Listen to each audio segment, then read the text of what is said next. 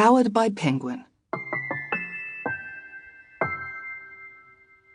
Epically good Greek myths, written and narrated by R.A. Spratt.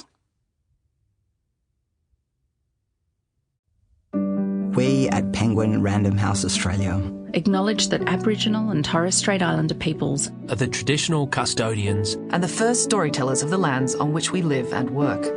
We honour Aboriginal and Torres Strait Islander peoples' continuous connection to country, waters, skies and communities. We celebrate Aboriginal and Torres Strait Islander stories, traditions and living cultures. And we pay our respects to elders, past and present. This book is dedicated to all the children who secretly dream of time travel.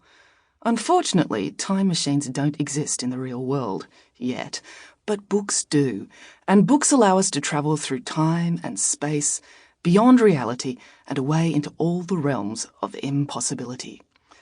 The stories in this book are retellings of ancient Greek myths that were written thousands of years ago. But even the ancient Greek storytellers who wrote these tales were time travellers, because they were telling stories about Zeus and Hera and Theseus and Hercules, versions of which had circulated for thousands of years before them. People have always wanted to travel to the most amazing places they can imagine, even places that don't exist anymore. Now, with this book, you can too, and with the world's most glamorous flying pig as your tour guide.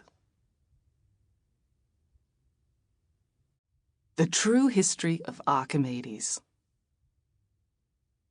Nanny Piggins and the children were just returning home after a long day at the school athletics carnival. The children were exhausted because it was mandatory to go in at least one running race and one field event. But Nanny Piggins was exhausted as well. She'd won the parents' and carers' 100-metre sprint. She hadn't intended to go in the race, but an ice cream van had parked at the far end of the oval, and as soon as she smelled the hokey pokey, Nanny Piggins took off running. One of the mothers of a boy in Year 2 had, when she was younger, represented her country in the 4x400-metre relay at the Olympics, so she was very surprised to see a petite pig in a Chanel gown shoot past her at the 75-metre mark. Nanny Piggins had also won the high jump.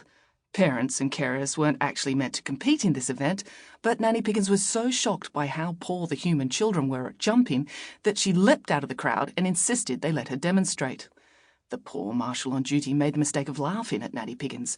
He assumed because she was only 4 foot tall and her legs were only 1 foot long that she would not be good at leaping high in the air. This was a dreadful mistake.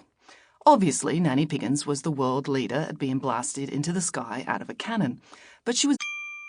Sample complete. Ready to continue?